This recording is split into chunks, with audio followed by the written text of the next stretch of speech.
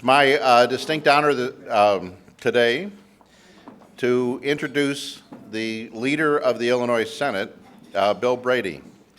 Bill was elected by his peers to be their leader in August of 2017.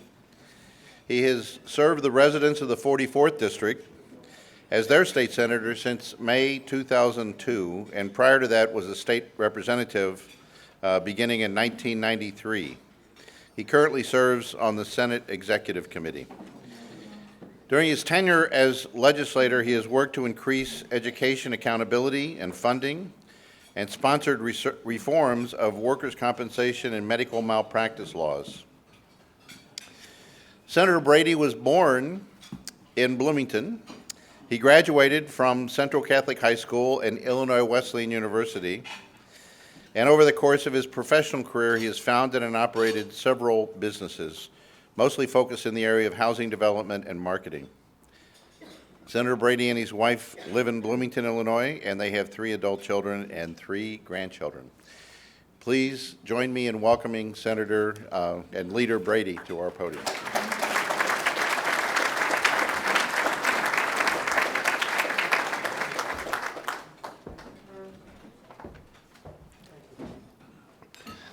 Well, good afternoon, and thanks for having me back once again. It's great to be with all of you, but I really just came for the 1-year free membership and the cup. Do we still get a cup? No, it's always good to be with you, and it's nice of you to invite Republicans every once in a while. Is Tiara still here? What a wonderful rendition she did. Give her a round of applause for that. And to my good friend, Father Vilo. Father Vilo and I have known each other for a number of years, but more importantly, he became friends of my son and daughter-in-law when they were in law school at DePaul, and blessed us with his co-celebrating, actually, their marriage in Florida. So he's become part of the family. Father, good to see you. And Skinny, where's Skinny? Skinny, I don't know anybody who gives more of their time and effort, and particularly for the Special Olympics.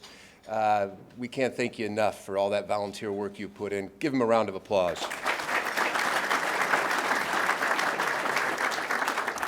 Jay, thanks for the invitation, and Frank, thanks for the kind introduction. It is good to be with you.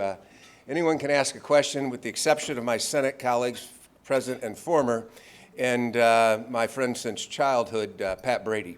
So don't take any questions from any of them. You know, last night I had a phone call from President Colleton, and he said, "Bill, you're not going to believe what happened." I said, "What?" And he said, one of my children came home last night, and they said some astounding things. They said, "Dad, rip up that college loan documents. You don't have to pay for me to go to college.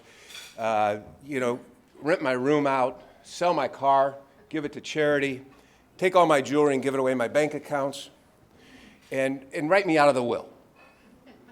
To which I said, "President Colleton, did they really say that?" And he said, No, they just told me they were leaving to support Donald Trump's campaign for president."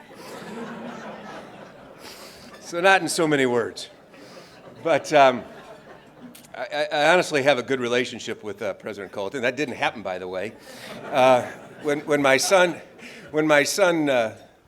William had our 4th grandchild, he had a little fun with me on the floor. I don't know, you've invited me here, but you probably forget. At one time, I was the Republican nominee for governor, and the gentleman I ran against, my son calls us up with news of his 4th grandchild, and he says, "Dad, it's a girl. We never know the gender, and we never know the name because they're afraid we'll criticize it." Well, this would have been a case in point. He says it's a beautiful young girl, and we've named her Quinn Margaret Brady. I don't know if you remember, but Pat Quinn was the one he claims he had no idea.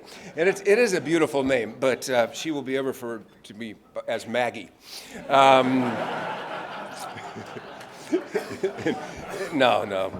But he did have a little fun, and frankly, that's the kind of way we entered Springfield this year. I don't know if any of you remember, but last November, Republicans didn't do so well in Illinois. We entered an era with a newly elected Democratic governor, we were in the super minority, and we had some decisions to make. And I'll confess to you that there were people in our own party and in the state who thought that Leader Durkin and myself and the caucuses that we proudly represent should have taken a fire and brimstone approach. That maybe we should have just said, oh, hell with you Democrats, we're going to fight everything, and we're not going to cooperate or try to work.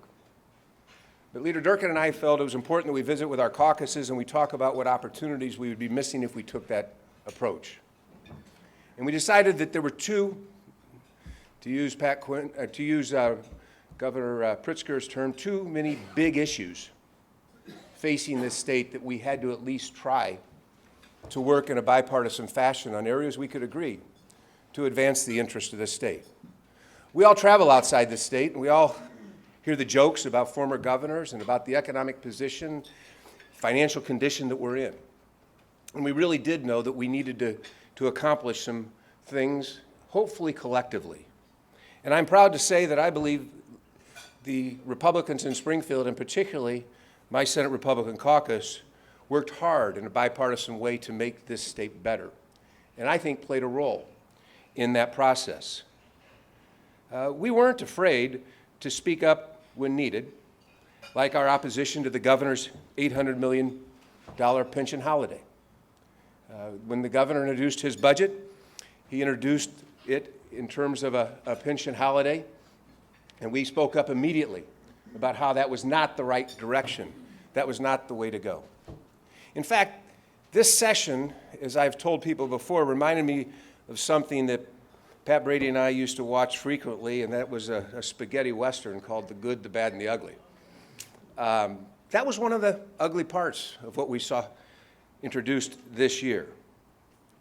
But we came to the table. We didn't seek to overturn it and to find common ground. We know the governor campaigned on a specific agenda, and we knew that that would be coming toward us, things that we couldn't agree with, like a mandated minimum wage by government fiat.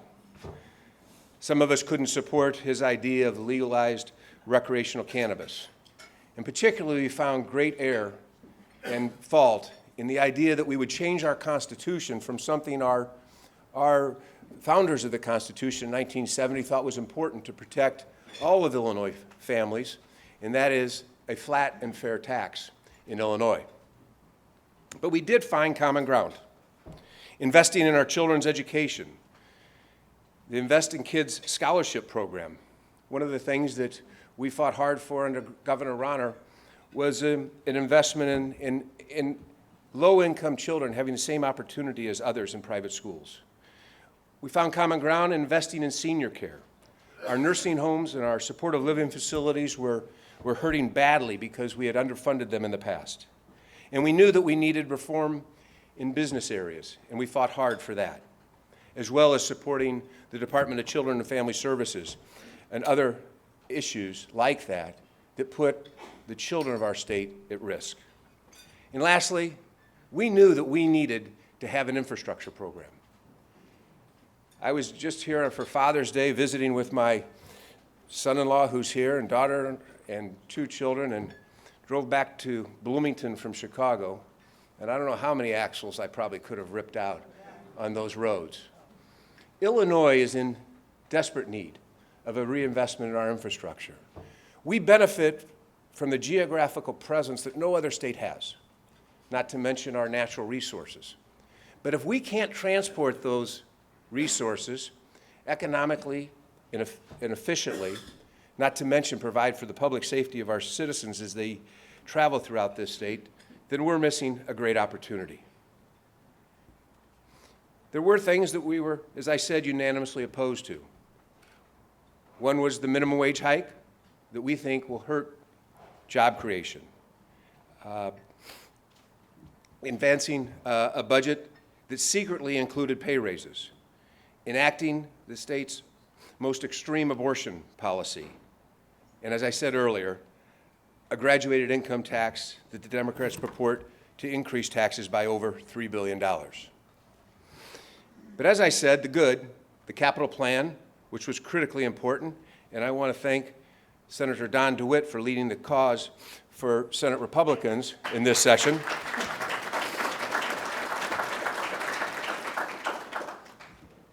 You know, it was a point that we needed to make. And as I negotiated with the governor and the four leaders, I said, as tough a vote as this is, Senate Republicans will be there in a bipartisan way if you can ensure us that the resources will be spread adequately and meet the needs of our state and not squandered politically.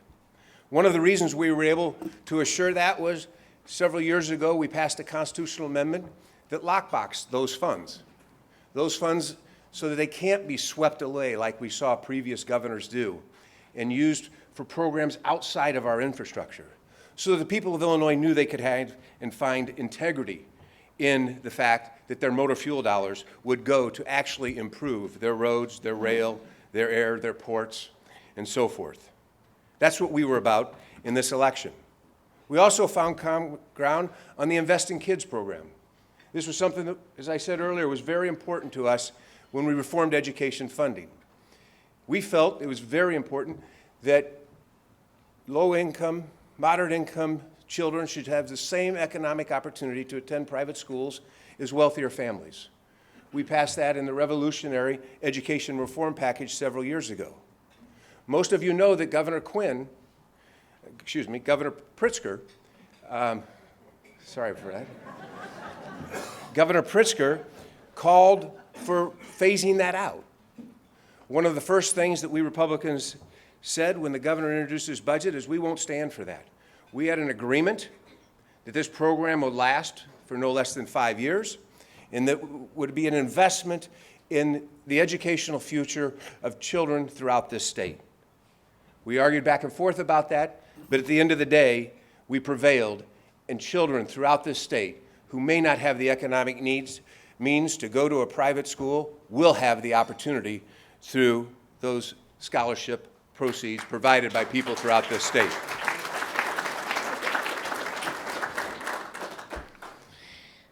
When we get to the bad of the good, the bad, and the ugly, I come back to what I feel is the harm with the mandated minimum wage. Now in Chicago, $15 may not sound like a lot of money, and it's not when it comes to raising a family. But in different parts of the state, those resources go differently. We Republicans aren't against increasing wages and livelihood for families throughout this state. In fact, we're for it. We just don't believe you can accomplish that by government fiat. We've seen, under Governor Blagojevich, the damages that were created when they increased the mandated minimum wage. We're afraid we will lose jobs as employers have to make tough decisions about how to meet their bottom line.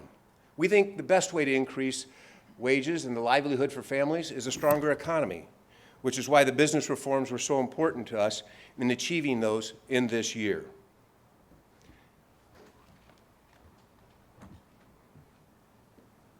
Even though we had a supermajority in the Senate and in the House, we believe that we were able to do a lot of good things by being at the table, by working with Governor Pritzker, Speaker Madigan and his caucus, President Culleton and his caucus. And although I would say that nothing as it is today would have been the way it is if Republicans were in charge, we believe we were able to moderate the discussion to make Illinois better. Now we get to the last thing, what I call the ugly. Some of you may disagree with me, but that comes back to this issue of changing our Constitution and eliminating what we think is a fair, flat tax. The proposal in front of us is to alter that, allowing for a graduated income tax. We stood united as Republicans against this, primarily because we could find no safeguards for middle-income families. The last income tax increase in the state of Illinois, we saw the largest exodus of middle-income families. Ladies and gentlemen, our workforce is hurting because people are leaving the state. And if we don't work to preserve our fair, flat tax, I'm fearful that it'll be that much easier for Democrats to raise tax rates, not only on the wealthy, but on middle-income families and others, driving more people out of this state. In addition to that, the graduated proposal which they put fell far short of providing property tax relief. The people of Illinois desperately need property tax relief. Between the escalated income tax and the property tax People are forced to make a decision about where they're going to raise their family.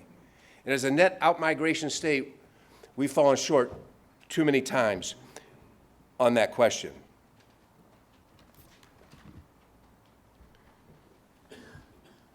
This tax, we believe, or this constitutional amendment, which will usher in, under Governor Pritzker, an over $3 billion tax increase, must be defeated, in our opinion, if we want to preserve the economic viability in middle-income families in the state of Illinois.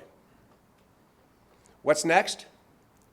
What's next is, we believe, something that was left undone, and that is pension reform. We have over $140 billion in unfunded pension liabilities. About $8 billion this year in spending, and 3/4 of that goes toward legacy costs. We need to do something to curb the future problems with our pensions, and we need to address that next year, where resources will lack in the area of educational funding and other areas.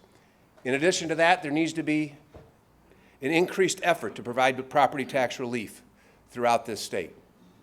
As I said earlier, property taxes, particularly under the new tax code at the federal level and the limitations on SALT, state and local taxes, have become ever more burdensome on families throughout this state, and we need to do something to curb that. And frankly, I believe what's equally and more important to put on the Constitution is a fair map. Even Mayor Lightfoot supports fair maps throughout this state.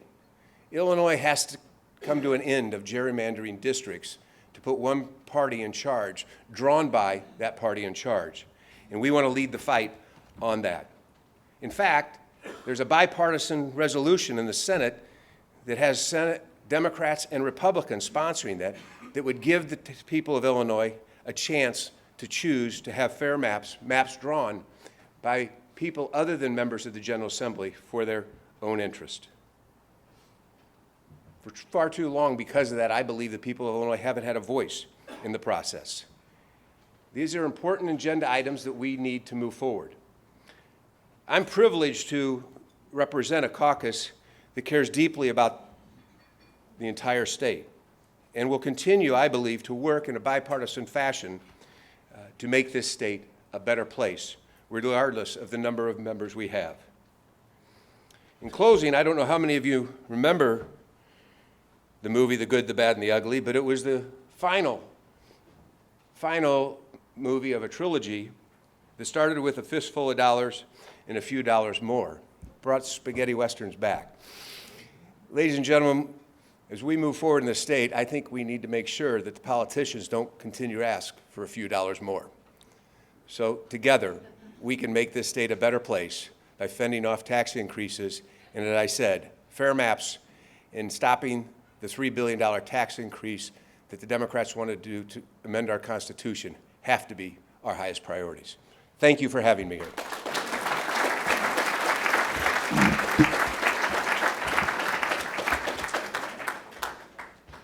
Okay. Our staff will be around picking up some questions that we have for Leader Brady. I will start off with a question. Next year is an election year. Could you comment on Republican candidates? We have an open U.S., or not an open, but a U.S. Senate election and the presidential election that you referred to earlier. Well, I see Chairman Snyder sitting over here, and he's working diligently to recruit candidates throughout the state, particularly the statewide races. We've got candidates in the office who, one has announced he's running for the congressional seat of a seat held by a Democrat and another one considering it. I think we've got a great opportunity here to put a really good candidate, a Republican candidate for the United States Senate. I think we've got a really good opportunity to take on some of the Democrats. What I think will be interesting in some of those elections, if I'm hearing things correctly, I think Nancy Pelosi is going to have a tough time keeping the Democrats from impeaching Donald Trump. And it'll be an interesting part of the equation to see how the public reacts to that. And I think it does give some of our candidates a real opportunity to point to their differences in this next cycle. As for Leader Durkin and myself, he has every seat up. Our caucus has only 4 incumbency seats up, and we have about 8 or 10 other seats that we think are viable as we move forward. So we're looking for good candidates to run. So if you live in one of those districts, see me after this meeting, and we'll be happy to talk about putting you on the ballot. Our goal, though, and again, you've heard me say it 5 times, I think, already, our goal is to have as many voices speaking from candidacy out there about how important it is that we defeat this tax increase. We just know what this has done to states like New York and others, and it has to be defeated, and we have to maintain a fair, flat tax. Okay, well, interestingly, that was one of the questions that was just submitted. Bill Borgman from Truth in Accounting, a City Club member. Is the Illinois latest budget, is it a balanced budget? You know, is the budget balanced? Well, that's a $40 billion question. I think it's as balanced as any budget we've seen in the last couple decades. It was very important to us as we came together and working with Democrats that we have a balanced budget that didn't rely on tax increases. And by that I mean an operating budget. You all know the revenues were necessary for the transportation and infrastructure program. But we believe by and large, and I will tell you that I had Republican members of the Senate who thought about voting for the budget. We didn't. And the reason we didn't predominantly is there was a secret, and that was the biggest problem, there was a secret legislative pay increase in the budget. And so we advised our members that even if you think you support the rest, even if you support a pay raise, it shouldn't be done in a secretive way. And I do compliment our staff on pointing that out Friday night, the 31st. So where I would say the budget is balanced in terms of scope, give or take as things come through, it is a relatively balanced document, and probably the most balanced budget I didn't vote for. Okay, we had a pre-submitted question. I'll just remind everyone, we do have a question in the back that you can submit your questions online ahead of time. But Terry Weaver of the University of Illinois at Chicago, with the shortage of advanced practice nurses, could you please comment on the difficulty of passing the nursing compact that would enable nurses to move to Illinois and begin practice with acceptance of their out-of-state license? Well, the fact that it hasn't passed speaks to the difficulty in itself. I support the compact. We do have a shortage of nurses, and health care is of utmost importance. So we're going to continue to work on how we can get that job done. I think transparency will help, and looking to other states. Okay. Linda Foreman has a City Club member who's with the National Association of Women Business Owners, has a question about how to have a fiscal policy that attracts moderate voters, and would your election messaging next year be focused on the economy rather than social issues? Yeah, there's no question that I think next year's election will be focused. I was talking to someone at lunch earlier today about how important the economy is going to be for the outcome of the election, whether it's president, United States Senate, or legislative races. In Illinois, I think, though, our focus, now I'm going to say it for the 7th time, is going to be about prohibiting this $3 billion tax increase that the Democrats are trying to impose by altering our Constitution. I think that will be the issue. This may be the same question again, but specifically, how do you and your colleagues plan to end the exodus from Illinois? Well, this year we were able to provide some job reforms that I think are going to foster business investment throughout this state. I also think that bringing stability and some certainty by passing what I said is the most balanced budget I didn't vote for, in place will help us. I think the bond rating agencies will add to that voice about what we can do, and the fact that we were able to make our pension payment without taking the holiday that Governor Pritzker initiated this year also brings some stability in the minds of business investment. I will also tell you that the infrastructure program, I find, is not only a direct jobs building program, a public safety program, a public works program, but it is also the type of investment that businesses around the country have been looking for Illinois to make in itself. Many businesses that have let their capital infrastructure go under know that one of the best ways to revitalize that business is to infuse capital and rebuild the infrastructure of that business. That's what we felt we needed to do here in Illinois, and that's one of the reasons the infrastructure program was supported in a bipartisan way.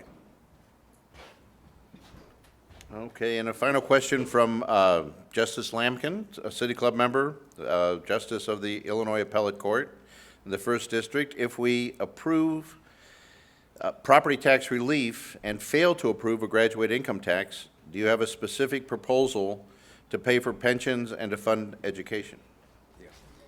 Well, the best proposal to pay for anything is economic growth.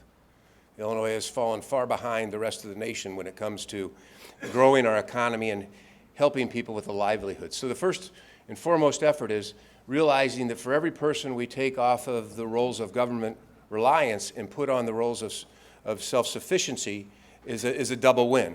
You reduce the need for government resources and you increase tax roles, not to mention the more important thing in enhancing the quality of life for those individuals. So I've been a firm believer that the best way to do it is to grow your economy. Illinois has lacked. You can blame whoever you want, but over the last half a decade or so, we have lacked economic growth, particularly as compared to neighboring states. So our first focus ought to be what can we do to bring more investment, more job opportunities to this state, growing our economy. I do think we've got to seriously look at the property tax situation and what we can do to reduce those burdens. I've proposed things that I think are important. I've commissioned a study, for instance, this year in the education. I think we're going to see a revolution in education, if you ask me. Now, I've had some real revolutionary ideas, by the way. I've sponsored initiatives to make all public universities private and non-for-profits, but I think we're also going to see a revolution in how we educate our children. I think we're missing opportunities in high school, and I've initiated discussions that will allow every student in Illinois in their junior and senior year in high school to receive a 2-year associate's degree onto a baccalaureate, a 2-year associate's degree onto a vocation, or a vocational trade in that opportunity. We need to compress and give people greater economic opportunities without saddling them with huge college debt. By the way, if we're able to do this, we're able to reduce reliance on property taxes that supports some of those community colleges and other things, taking advantage of the junior and senior year in high school. Okay, please join me in thanking Leader Brady.